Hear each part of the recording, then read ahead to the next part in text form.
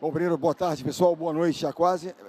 Agradecer aí o convite do Senac, participar com vocês. Ele falou um monte de mentira aqui, craque, eu fui nada de craque, eu fui só esforçado. Pode ter certeza que eu não tinha nenhum grande talento para isso. E eu começo contando a primeira história sobre resiliência. A primeira história sobre resiliência começou quando eu tinha 13, 14 anos. Eu descobri que o meu grande talento era não desistir, porque eu não tinha nenhum talento com a bola, não tinha nenhuma capacidade maior. Eu tive um treinador quando eu comecei a jogar, e eu tenho um irmão um ano mais velho do que eu. E ele tinha um talento enorme para jogar, mas um talento proporcional à preguiça. Então ele era muito preguiçoso. E eu não tinha nenhum talento, mas tinha muita vontade. E nós jogávamos juntos, desde meninos. Jogando juntos, irmão, intimidade, brigávamos no treinamento. Eu brigava muito com ele, porque ele não queria nada. E toda vez que eu brigava com meu irmão, meu treinador me mandava embora. Eu tomei uma centena de banhos antecipados na minha carreira. E eu queria matar o meu treinador. Quem praticou esportes aqui? Quem praticou esporte? Alguém de vocês quis matar um treinador em algum momento? É clássico? É clássico? Agora, eu vou falar um pouquinho de cobrança e falar dessa... E eu queria matar o meu treinador, mas eu voltava. Já adulto, técnico da seleção feminina, convidava esse treinador já velhinho para assistir o treinamento. Um dia tomei coragem e perguntei a ele. O apelido dele era Bené. Bené, me explica uma coisa. Eu tenho um trauma de infância que a terapia não resolveu.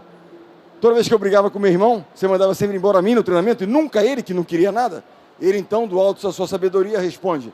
Por isso, ele não queria nada. Se eu mandasse ele embora, ele não ia voltar. Eu queria que ele jogasse. Você queria muito. Eu te mandava embora e você voltava. Eu te mandava embora e você voltava. E ele disse algo duro, mas verdadeiro. Ele me disse, Bernardo, com seu pouco talento, menos, né, Bené? Porra, se você não tivesse resistido à minha pressão, você não teria chegado a lugar nenhum. O que ele me disse? Nãos. Nãos. E eu quero falar para vocês sobre a resiliência nos dias de hoje. E o esporte é uma ferramenta interessante para desenvolvermos disciplina e resiliência nos nossos jovens.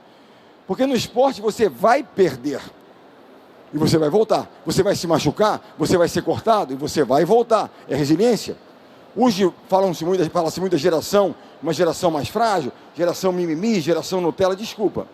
Não rotulem as gerações. Na minha época, não existia como jogador o termo mimimi. Mas já tinha gente preguiçosa, vagabunda, já tinha.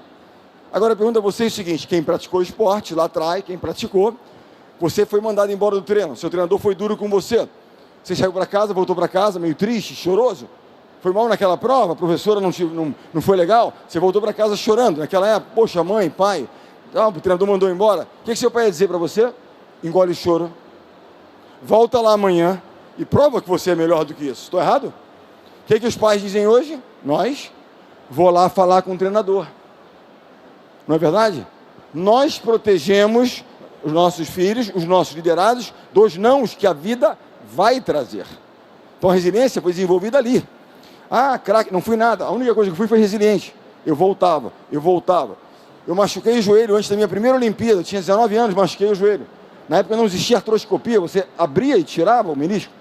Disseram que eu não ia conseguir a Olimpíada, que eu não ia me recuperar. Eu não acreditei, não disseram. Eu fui para o hospital com uma bola, ficava deitado no hospital tocando a bola na parede. Eu não ia desistir, eu tentei conseguir.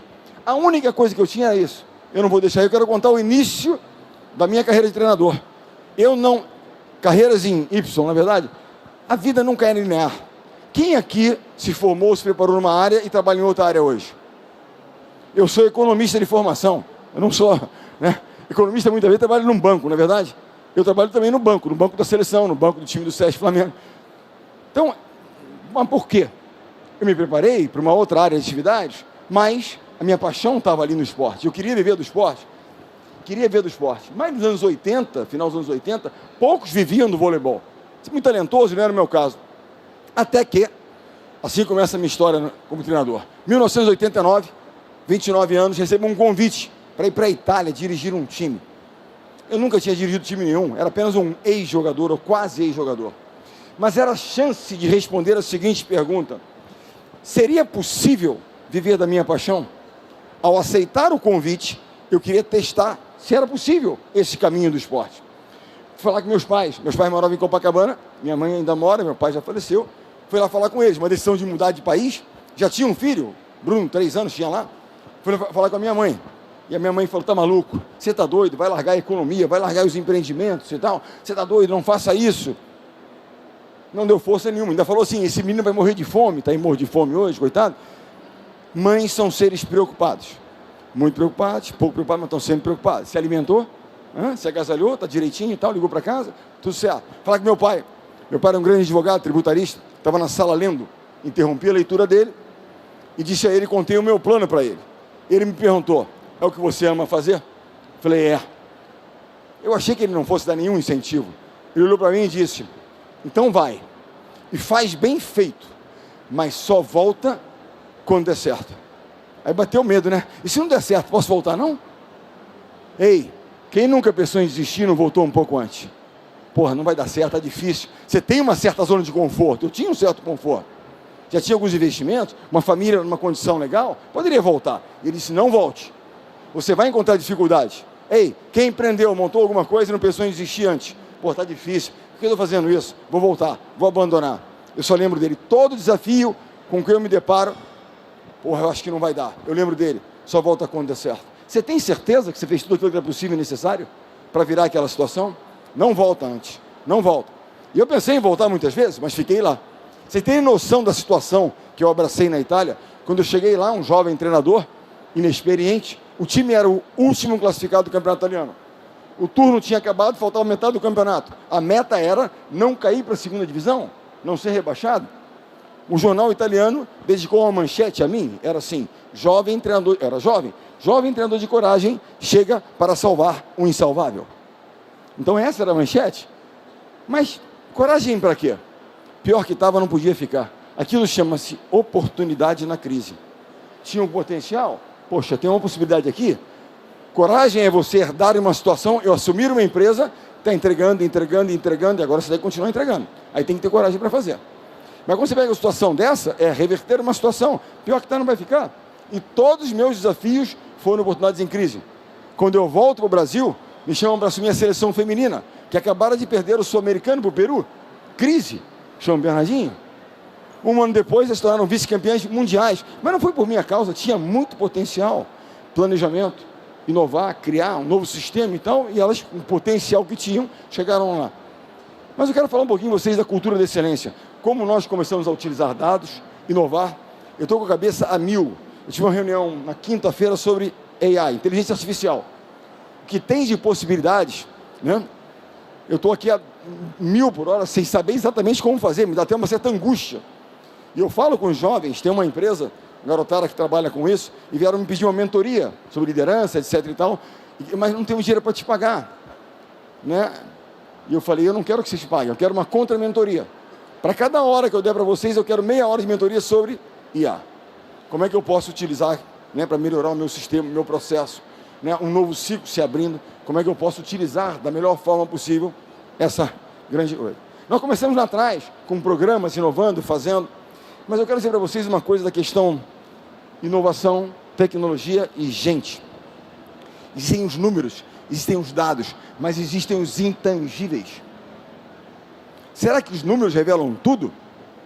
Vou contar a história para vocês de um cara, e esse cara está aqui nesse vídeo. Esse vídeo é um vídeo interessante que fala como é que nós começamos a construir uma cultura de excelência. Como é que a gente escolhia as pessoas. Esse vídeo é um jogo, é um lance de um jogo de 30 segundos, o jogo é Brasil e Argentina. Quando nós chegamos à seleção, uma das nossas metas era nunca perder para a Argentina. Ou seja, né, rivais locais. 16 anos não perdemos, era dureza tal, mas era uma meta. Não podemos perder, porque é aquela concorrência interna aqui. A rua, vamos jogar, né? Esse é o lance de um jogo que retrata um pouco daquilo que nós fomos construindo com o tempo, ok? Enquanto é sucesso, tem que repetir a jogada. Saque do Murilo, bom saque do Murilo, Desseco levanta o ataque do Conte, bateu no bloqueio, buscou o Theo. Chance do contra-ataque, a bola pro Giba, bate no bloqueio, entra pelo bloqueio da Argentina. Essa foi sensacional. O Serginho passou no tapa agora com o Giba. O Serginho deu um soco no peito do Giba, olha só. Faz isso na empresa, não está dando processo, tá? Não bate o peito de ninguém, não. Mas a questão é, eles estão brigando.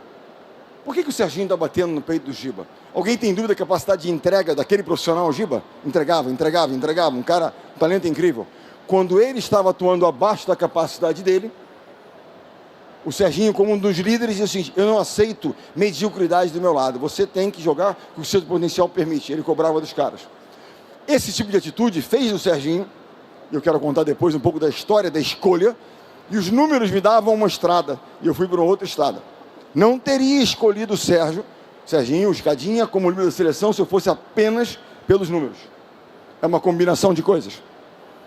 Mas antes de entrar nisso, eu vou falar rapidamente sobre isso, que é uma coisa interessante, história interessante. Isso aqui chama-se confiança. Para e pensa o seguinte, nós falamos daquele treinador que a gente queria matar em algum momento, aquela professora que eu, nossa, quero esganar, né? Mas quem com o tempo depois não reconheceu a importância daquela pessoa? Ela foi dura comigo, mas ela me tirou da zona de conforto, me levou lá, onde eu achei que eu não pudesse chegar. Porque essa é um pouco da atribuição do líder. Acreditam mais na gente do que a gente acredita às vezes. Agora, quem lidera equipes aqui? Quem tem equipes? Você vai cobrar de alguém que você não acredita que tem capacidade de entregar? O que é a cobrança, se não o reconhecimento da sua capacidade? Cobram porque acreditam. E eu digo aos jovens, preocupe-se quando eu deixar de cobrar. Pode ser que eu tenha deixado de acreditar. Enquanto eu cobrar, é porque eu acredito no potencial, pode fazer mais. E aos líderes eu digo, cobrem. Ah, não, eu quero ser popular e não quero... Cobrem. Porque se aquele jovem, aquela pessoa não desenvolver o seu potencial, no final, sabe o que ela vai dizer? Mas você não cobrou de mim. Ainda coloca em você a responsabilidade. Líderes são como mães ou pais exigentes. Cobram e cuidam. Cuida, mas cobra. Exige. Tira da zona de conforto. É muito importante. E eles querem. Independente, eles querem no final da história. Eu tenho uma turma na PUC, eu dou umas aulas lá, e a turma fica lotada. São só 2 créditos e a garotada vai. Porra, mas o cara aperta e vai. Por quê? Porque eles querem. Eles querem. Mas vamos lá. Vamos falar um pouquinho de motivação. Motivação está no processo seletivo. Como é que você escolhe as pessoas? Por que você escolhe as pessoas? O que motiva as pessoas? É só um conhecimento de uma área técnica ou o que mais? O que motiva as pessoas a fazer o que elas fazem?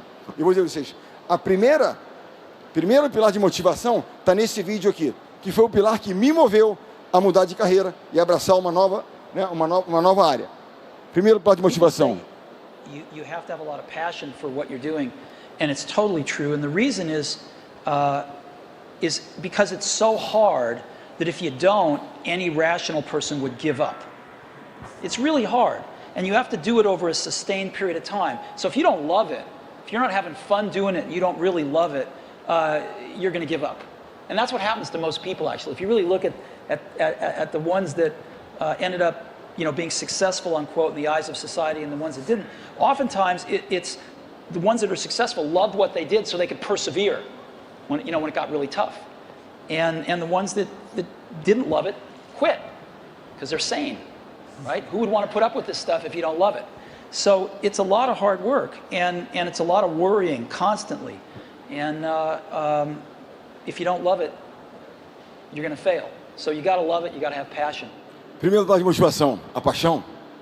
Eu digo aos jovens o seguinte, não confundam a paixão pela sua área, pelo seu trabalho, pelo seu time, pelo seu ambiente de trabalho, imaginando que todo dia será um dia maravilhoso, apaixonante. Não, vão ter dias horrorosos, dias difíceis, dias de derrota, né? Dias de metas não alcançadas, dias de falhas. Mas, por ter a paixão, a gente volta no dia seguinte. A paixão nos torna mais resilientes. Senão você desiste da história. Primeiro pilar de motivação, paixão. Segundo pilar de motivação, eu vou voltar ao personagem Serginho. Ele não venceu por causa da paixão. Qual é o segundo? As pessoas fazem o que fazem porque amam ou porque precisam. Eu preciso. Tem uma área da minha empresa que não está legal, o que você faz? Monta uma força-tarefa, dedica tempo, reverte aquela situação, tem um fundamento da equipe, tá bom, vamos treinar mais. Né? Necessidade move as pessoas. Quantas pessoas vocês conheceram que cresceram pela necessidade? Esse rapaz venceu pela necessidade. Sabe qual é a imagem que eu tenho dele? Quando ele estava para treinar e jogar com a gente, ele entrava para treinar e jogar, como se estivesse correndo atrás de um prato de comida. Literalmente, o voleibol deu ele a condição de transformar a alimentação da família dele. E quando alguém, à sua volta, não dava 100%, ele ia para dentro e cobrava dos caras. Estão querendo tirar o prato de comida do meu filho. E ele se tornou um líder. Por quê? Pela sua resiliência, mas mais do que isso. Qual é a essência da liderança? A essência da liderança qual é? O exemplo. Não é o que você diz, é o que você faz. E o que ele fazia diariamente fez dele um líder. As pessoas observavam. Ele era referência no comportamento. Mas vamos lá, no processo seletivo dele. E na questão dos intangíveis e dos números. Meu primeiro ano na frente da seleção, Quando eu saí do feminino para o masculino, porque o feminino estava bem, ganhando medalha, e o masculino entrou em crise. O que fizeram? Chama Bernardinho. Sexto lugar, chamaram. Sexto lugar, geração de Giba, Norberto, Giovanni, que teve aqui hoje, tal. Potencial era para muito mais. Ali era uma oportunidade enorme no momento de crise. Eu falei, eu vou nessa. Olha que chance que eu tenho. Agora a situação é meio complicada, mas vamos lá, isso deixa para depois. Fato é, vamos lá, ei, mas o que eu gosto é isso, é desafio. E fazer, vamos fazer. Vou dar o meu melhor. Lembre-se de uma coisa, o nosso mantra é, não reclame, não se explique, se apresente e faça o seu melhor. Coisa mais fácil que tem é arrumar uma desculpa. Mais fácil tem, você arruma uma desculpa. Reclamar, adianta alguma coisa? Fazer o melhor na condição que você se apresenta. Ponto. Mas vamos lá. Ele chegou para treinar conosco, o Serginho. Muito humilde. Né? Chegou, todo respeitoso, ele me olhava assim, me chamava de patrão, achou que eu fosse o patrão dele. Era um patrão de respeito. Hoje o patrão virou bullying, mas era um patrão de respeito na época. Eu tinha vários apelidos na seleção. Alguns de vocês têm na equipe de vocês um cara assim, uma pessoa meio ogro? Ogro, tem um ogro? Não tem? Lembra do Gustavo, um ruivão grandão da seleção? Ele não falava, ele grunhia. Chama de professor, professor, professor. Até hoje ele manda mensagem, professor, dá bronca nessa moratada, professor. Ele reclama porque eu não dou bronca igual o que eu dava ano passado. Se eu der igual, ele vai embora e não volta. Ainda leva um processo ainda, então tem que tomar cuidado. Vocês têm alguém popular, carismático na equipe de vocês? Meio somebody love, 171, tem? Tem? Giba. Giba nele, Gibinha. Gibinha era assim, chefinho. Quando ele vinha de chefinho, eu já encostava na parede que ele ia me dar uma volta. Mas todos me chamavam de maluco psicopata. Eu tenho obsessão por uma coisa: preparação. Preparação, desenvolvimento. A minha missão é desenvolver pessoas. Quando ele chega lá muito humilde, os números dele diziam o seguinte para mim: eu tinha 3 candidatos à função dele, que é líbero, aquela posição dentro da empresa de líbero, ok? 3 candidatos, um seria escolhido, seria contratado. Os números diziam que ele era o número 3 nessa lista, como eficiência ainda. Mas tinha alguma coisa nele que me chamava a atenção. E na primeira semana, eu entendi o que era. Primeira semana de treinamento, nós não tínhamos centro de treinamento, 2001, nós estávamos treinando numa quadra emprestada aqui na Lagoa Rodrigo de Freitas. Um calor danado, uma quadra de areia. Pré-temporada, um treino intenso, 15, 20 minutos de treino, muito calor, intenso treinamento, ele sai da quadra correndo, uma lata de lixo lá de fora, ele abraça e vomita. Eu olhei para o fisioterapeuta, preocupado, cara, eu não conhecia ele direito. Pô, o moleque estava passando mal lá. Quando eu voltei o rosto, ele já tinha limpado a boca, não disse um ai e voltou para a quadra. Falei, gostei desse menino, segue o jogo. 1 hora depois, para a água, vamos hidratar, aquela coisa toda e tal, ele abraça a lata de novo e vomita de novo. Estava esverdeado. Eu olhei para o fisioterapeuta, vai dar o garoto vai passar mal, está passando mal, vai morrer. Ele não falou um ai e não quis sair do treino. O que ele tinha, o que ele tem, que você não ensina às pessoas? Vontade. Vontade. Brilho no olhar, é vontade no final da história. Você pode dar uma oportunidade para a pessoa. Você pode ensinar algo para a pessoa. Vai fazer uma planilha aqui, uma técnica de vendadoria, um fundamento aqui, uma tecnologia nova, mas você não ensina a vontade. Ou ele tem ou ele não tem. E o que ele tinha era uma vontade inabalável. Se nós conseguirmos detectar no processo seletivo o nível de vontade da pessoa, é isso que faz a diferença. O que eu faço é testar os jovens. Um dia chega um jovem muito capacitado, tecnicamente muito capaz, mas um comportamento que um pouquinho me preocupava. Eu botei ele no grupo B. No grupo A, seleção, ele vem humilde, mas no grupo B, ele podia chegar grande. Eu queria ver até que ponto era o nível de vontade dele. Se ele estava disposto a pagar aquele preço num time onde teria menos projeção, tá ali fazer para poder conquistar aquela posição lá. A grande questão é essa. Daí, desse tipo de situação, nasce o seguinte pensamento: aos campeões, o desconforto. Você tem talento, eu preciso gerar um desconforto em você, para que você não se acomode. Uma das missões de liderança, né? Outra coisa importante quando a gente fala de inovação, de times, né? Todo empreendimento, seja uma startup e tal, empreendimento de qualquer natureza, é um esporte coletivo. Você conhece uma empresa que é de uma pessoa? Não, ela vai ter, mas se ela não tem ninguém, ela recorre a alguém. Ela vai recorrer a alguém na área de tecnologia, ou na área de contabilidade, o que é que seja. Ela tem alguém, pode não ter um contratado, mas vai ter que fazer. Empreender é um esporte coletivo. Então, para isso, você precisa montar times. E o que é um time? Qual é a grande virtude de um time? Complementaridade de talentos. Eu sou bom de gente. Eu sou bom de resiliência. Eu não sou bom de inovação e tal, mas eu preciso ter alguém que seja bom nisso. Então, eu preciso de alguém que me complemente. Você é bom de produto, ela é boa de vendas, ele é bom de gente, então você monta um time. Nós temos que ter complementaridade. Segundo, alinhamento de valores. Nós acreditamos no mesmo valor, no mesmo propósito. Caso contrário, não vai dar certo. Todos os investimentos que eu fiz, que eu acertei nas pessoas, deram certo. Quando eu errei nas pessoas, deram errado. E eu fiz alguns, hein? Mas fui aprendendo. Tento não errar mais. Um grande projeto. Poxa, vieram com uma inovação bacana, startup incrível, um projeto maravilhoso. Com as pessoas erradas, vai dar errado. Um projeto que eu tenho dúvidas, que eu não sei se vai ser tão bom, com as pessoas certas, eles vão fazer dar certo. Eu tenho a maior parte de vocês é do Rio de Janeiro? Conhece um restaurante chamado Delírio Tropical? Conhece o Delírio? Vai lá mais vezes que eu sou sócio lá, por favor, tá? Vai lá, adora, que bom. Ela adora, gente, é o depoimento dela, não falei nada não. Eu cheguei lá, há 30 e poucos, tem 40 anos esse ano, 30 e poucos anos atrás me chamaram para ir lá investir nesse restaurante. Eu não entendia nada de restaurante, ou eu gostava ou não gostava, né? Não entendia do negócio. Cheguei lá, o dono estava no caixa, o fundador, e a dona no balcão, servindo. Tinha uma casa só, uma loja só no centro do Rio, na Rua da Assembleia. Cheguei lá, eles queriam que entrasse, investir um dinheirinho para abrir uma segunda loja. Fiquei esperando. O dono olhou para mim e falou, espera um pouquinho. E eu esperei, estava cheia a loja. Quando o movimento baixou, uma hora depois, eu fiquei esperando uma hora, ele sai do caixa e vem na minha direção. Eu estou aqui apoiado aqui, ele andou uns 3, 4 metros até chegar a mim. Antes de chegar a mim, ele pegou um copo no chão, um papel, recolheu uma bandeja, ou seja, ele ia fazer aquilo dar certo, e fez dar certo. 11 casas e tal, e a dona continuava no balcão, com a touquinha no cabeça servindo as pessoas. Eu nunca acertei tanto nas pessoas como nesse investimento. Pessoas certas. Errei em outros, maiores. Egos, vaidade, desalinhamento de valores. Mas vamos falar um pouquinho da questão da liderança. Líderes são guardiões de valores. Toda instituição tem valores. A família tem valores. Quem aqui já foi numa empresa, que você entrou, chegou na porta da empresa e tinha um quadro com os valores da empresa? Nessa empresa nos respeitamos, não tem? Muitas vezes. Você não vai botar na sua porta de casa os valores da sua família, mas eles existem. Quem tem filhos aqui, eu tenho além do Bruno 2 meninas, né? E você negocia com seus filhos, se ela pode ir lá, não pode, a hora que vai voltar, pode comprar aquilo, não pode. Você negocia, não negocia? Mas você negocia honestidade, respeito, esses são valores da sua família. Líder é o guardião desses valores, isso não é negociável. Se houver transgressões, tem punição. É simples assim. Simples assim.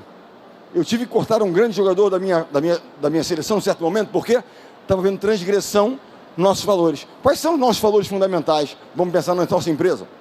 Primeiro deles, integridade. Se você duvidar do meu comportamento, eu não sou um líder para você. Não, o Bernardino é duro, mas ele é justo, ele é correto. Se você duvidar, acabou.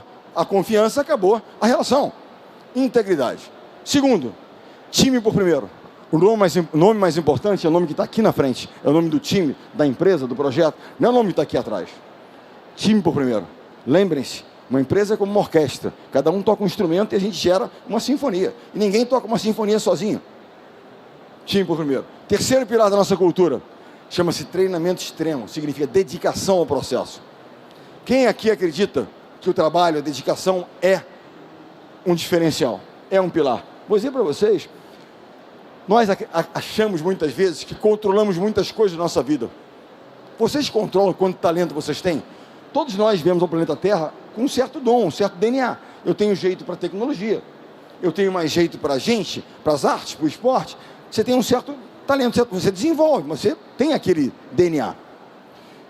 Você não controla isso, mas você controla o quanto de esforço você coloca no processo. Quanto de dedicação e energia você coloca no processo. Chegar uma hora mais cedo depende de quem? Virar uma noite trabalhando num projeto que a gente precisa entregar amanhã depende de quem? Depende da gente. Se eu não tenho talento, é uma história. Eu não tenho conhecimento, não tenho. Mas dedicação, não.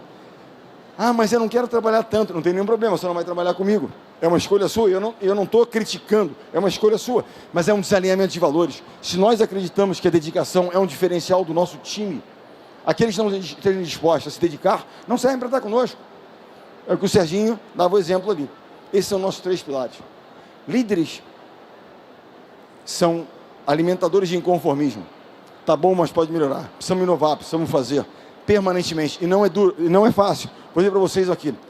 Quem já está mais tempo no mercado e tem, assim, um companheiro, uma companheira, um profissional que trabalha com você, quase que um sócio há muitos anos, num certo momento aquela pessoa começa a não entregar, não se dedicar tanto. Mas o cara é meu sócio, é meu parceiro, é meu cúmplice.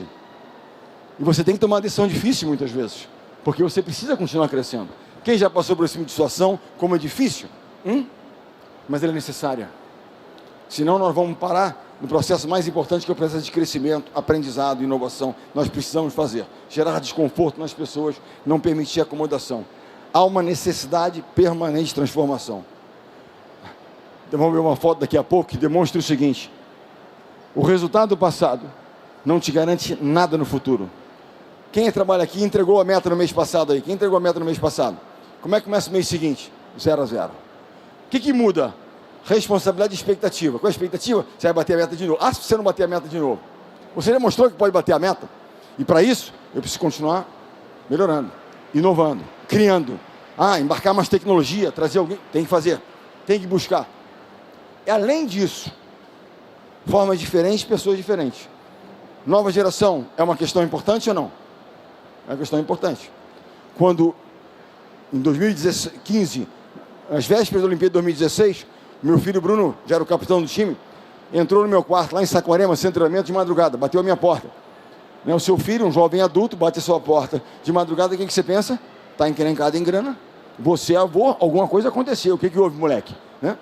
Não, eu vim como capitão falar com o treinador. Pois não. Ele falou, com muito respeito à hierarquia, ele falou assim: nós precisamos mudar a forma de lidar com essa nova geração. Ele queria dizer, você precisa mudar. Mas ele respeitou e falou, nós. 2 grandes jogadores na mesma posição. Giba, na geração passada, Lucarelli. 2 grandes jogadores. Gerações diferentes, na mesma função. A cobrança com o Giba é totalmente diferente da cobrança sobre o Lucarelli. Ponto. Mas ele me disse algo. Eles não são melhores, eles não são piores, mas eles são diferentes. E cabe a nós entender como é que nós nos conectamos com eles. Eu continuo dando aulas na PUC, aqui no Rio, aulas de liderança para jovens empreendedores, toda segunda-feira. O salário não paga o estacionamento. Mas eu continuo lá, sabe por quê? Para me conectar com os jovens. Eles chegam com 18, 19, 20 anos, eu continuo indo, mas eu quero entender como é que eles funcionam. Como é que eu me relaciono? Como é que eu me conecto? Qual é o botão que eu aperto? Qual é o tipo de sedução para que eles possam se motivar? Eu preciso saber. O que move aquelas pessoas? E é o que a gente tem que fazer. Conecte-se, não apontem dedos. Não apontem dedos. A nossa atribuição é extrair o melhor deles, permanentemente. Quero falar das 2 virtudes mais importantes, que para inovar, eu tenho que ter primeiro o reconhecimento que eu não sei tudo, que aquilo não é suficiente, então eu tenho que ter humildade. A humildade de entender que nós não sabemos tudo, que nós precisamos dos outros, que a gente não pode perder o que a gente chama de espírito de aprendiz. Sabe qual é o início do ocaso de qualquer pessoa ou instituição? Quando ele pede espírito de aprendiz. Precisa aprender mais. Agora eu dominei o mercado, vou fazer tudo. Não vai. Mantenha o espírito de aprendiz sempre. É o learning mode, aprendizado sempre ligado. Aprenda sempre, sempre. Então essa é uma questão muito boa. Humildade.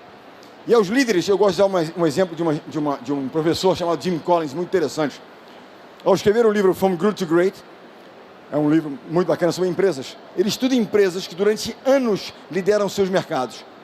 Eu quero entender como é que um time se torna tão longevo, como líder de mercado. O que faz dessas empresas serem líderes por tanto tempo?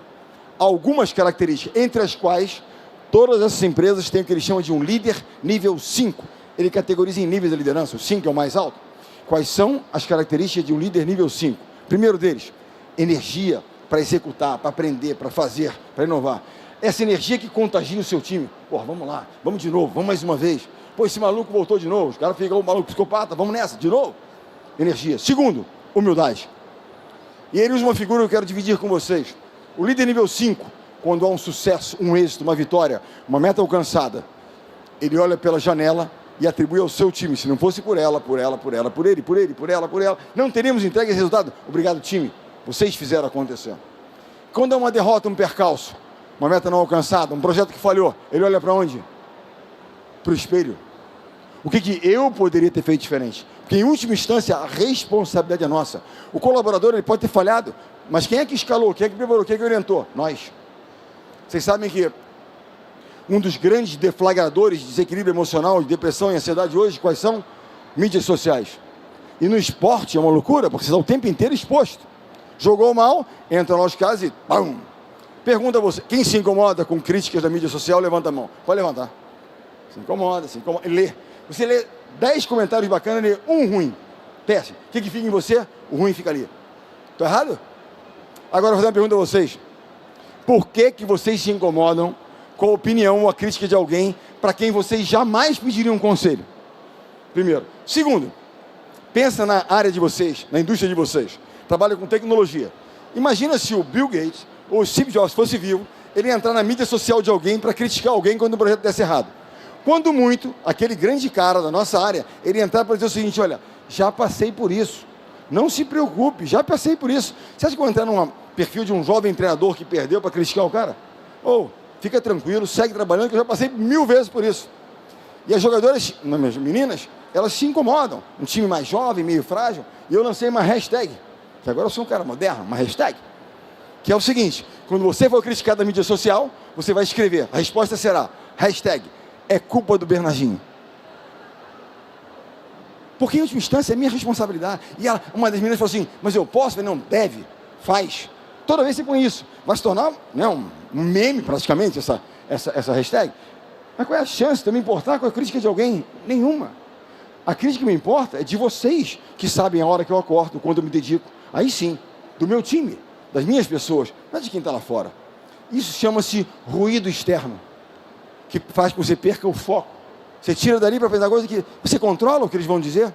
Não. Onde é que tem que estar o nosso foco? Nós vivemos num ambiente, num mundo hoje, de excesso de opções. Você abre aqui, você tem excesso de opções. Uma pergunta, tudo que vocês leem nos seus smartphones são informação sempre fidedigna ou apenas opinião, muitas vezes? Quantos experts em áreas que nunca fizeram nada estão lá? Não é verdade? Então, isso é um ruído externo, gente. Onde é que tem que estar o nosso foco? O que é importante para você? A satisfação do meu cliente, a eficiência do meu produto, tal, importante. E o que você controla. A interseção do que você controla com o que é importante. Aquilo que você não controla, tira da frente.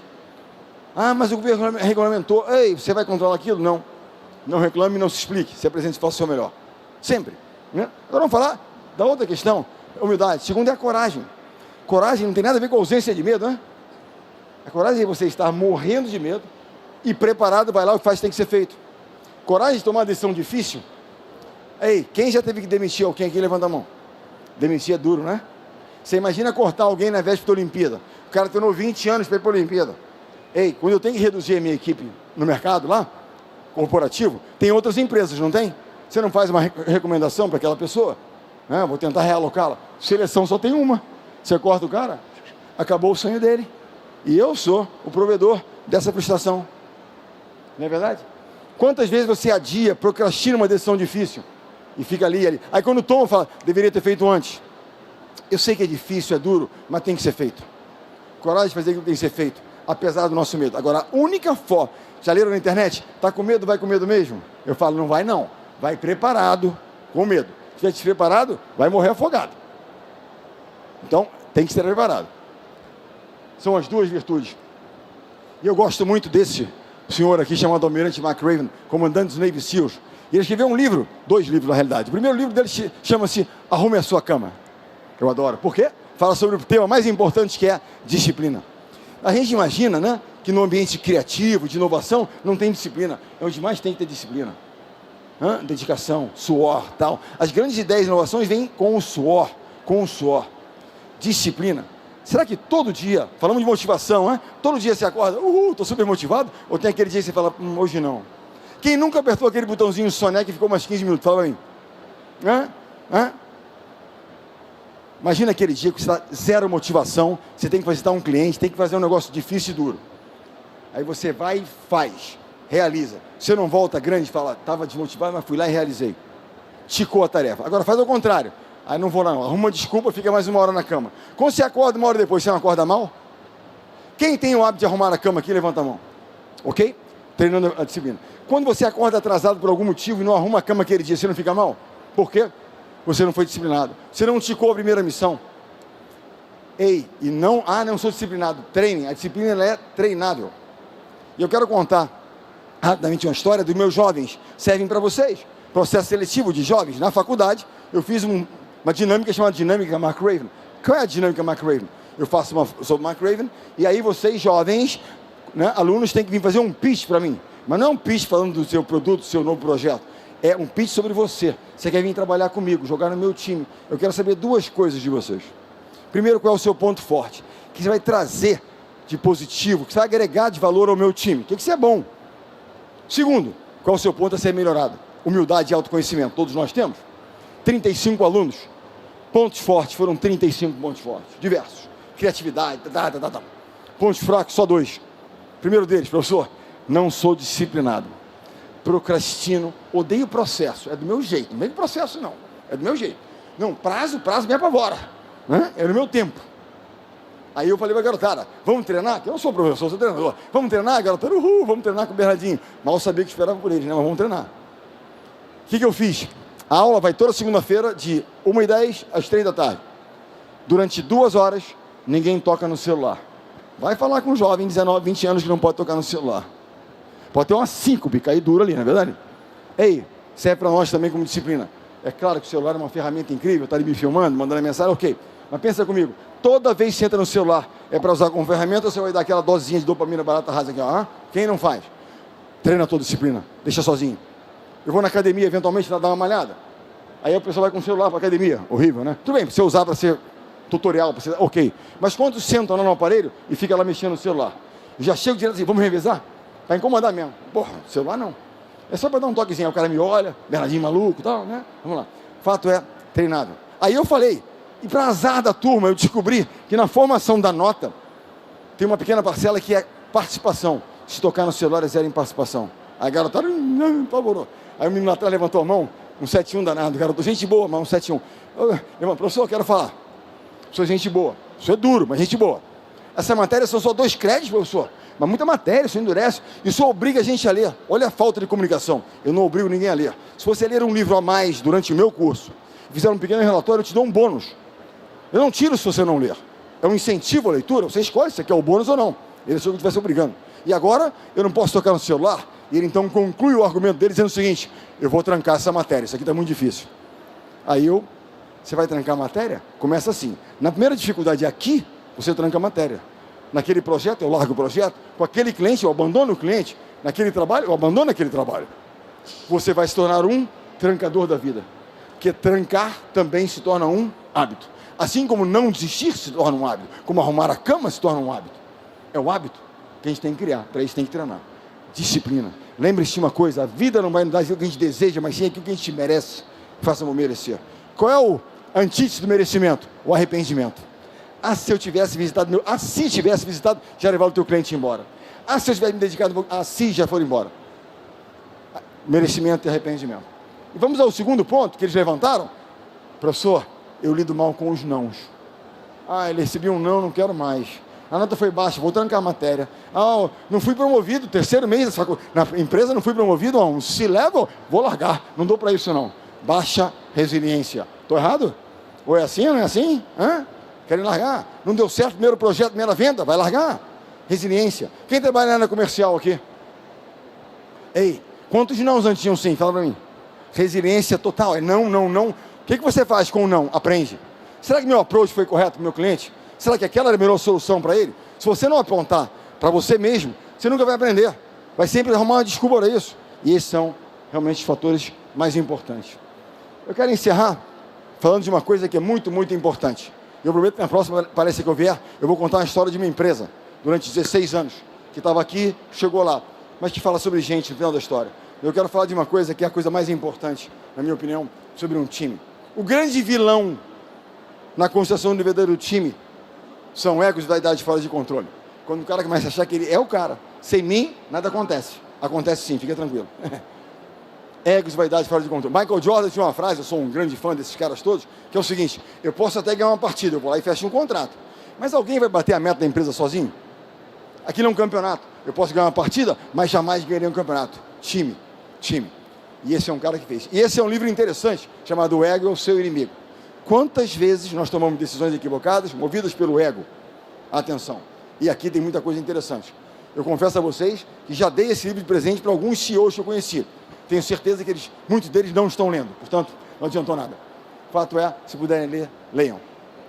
Eu vou encerrar falando sobre resiliência, eu quero passar um vídeo para vocês, um vídeo bacana. Olha, essa história que eu vou passar aqui, fica para a próxima palestra, tá? O pessoal do Senac vai promover uma próxima palestra. Vou embora, que não vai dar. Tem que ir embora, não tem jeito. Vou acabar aqui. Denzel, quem gosta de Denzel Washington aqui? Craque, né? Alguém sabe a história de Denzel, o que ele foi antes de ser ator? A história pregressa de Denzel? Ele foi gari, lixeiro. Trabalhou com companhia de limpeza urbana. Conta uma história dele, tem várias histórias lindas dele. Uma história dele, que ele estava no set de filmagem, eles tinham virado a noite filmando. E aí atores e atrizes se lamentando, né? Como é duro ser ator, né? Uma noite filmando, cansado, meu Deus. E ele pensava, né? Como é duro ser ator.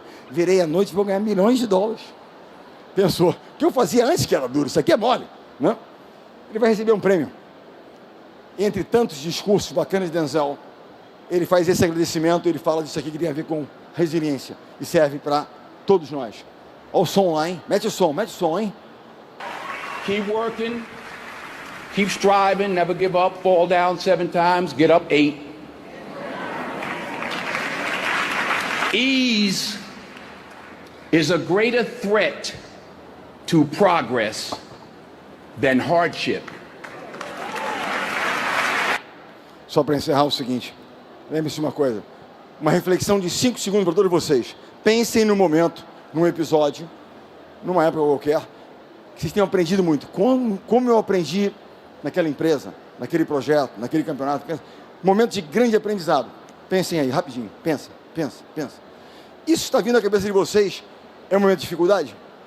Fui demitido daquela empresa, aquele projeto ruiu, perdi aquela medalha. Quantos aprendizados? Lembrem-se, ele fala sobre isso. Ease, o conforto, é o maior inimigo do crescimento. Não existe crescimento na zona de conforto. Você quer melhorar o pace na corrida, você não vai sofrer para melhorar?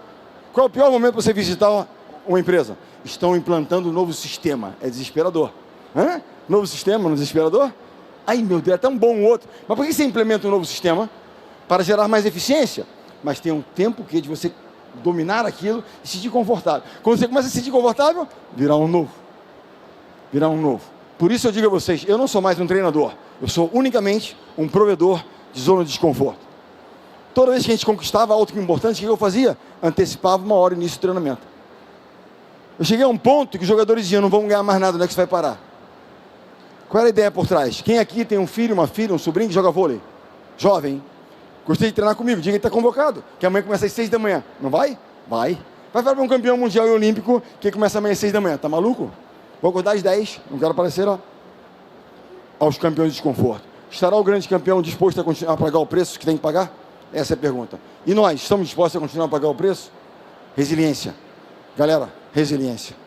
Então, a todos vocês, obrigado pela atenção de vocês. Já mandaram embora aqui. Super, valeu.